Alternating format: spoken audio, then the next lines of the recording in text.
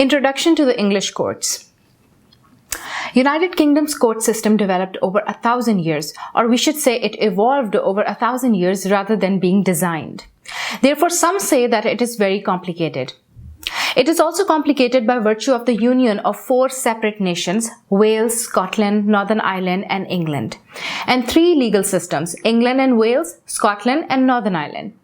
Then add to it the membership of the European Union and being a signatory of European Convention on Human Rights. This all plays a part in making the UK's court system a unique and an interesting one. This lecture strives to make it simpler for you to understand the courts and their work.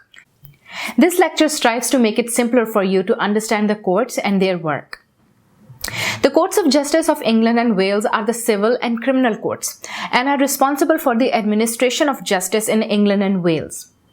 They apply the law of England and Wales and are established under Acts of Parliament of the United Kingdom.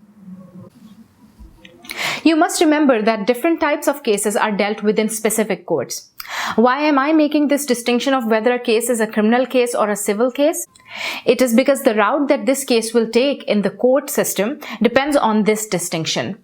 For example, all criminal cases will start in the Magistrates Court, but the more serious criminal matters are committed or sent to the Crown Court. Appeals from the Crown Court will go to the High Court and potentially to the Court of Appeal or even the Supreme Court. Civil cases will sometimes be dealt by magistrates but can go to a county court. Again, appeals will go to the High Court and then to the Court of Appeal, but to a different division of those courts. It is self-explanatory that criminal cases go to the criminal division and civil cases go to the civil division. The tribunal system has its own structure for dealing with cases and appeals, but decisions from different chambers of the upper tribunal and the employment appeals tribunal may also go to the Court of Appeal. Remember that the court structure covers England and Wales, the tribunal system covers England and Wales, and in some cases Northern Ireland and Scotland. To make it simpler for you to understand the hierarchy as well as the structure, I will discuss the routes taken by different cases as they go through the court system and which judges deal with each. The discussion divides the court into 3 groups: criminal courts, civil courts, and family courts.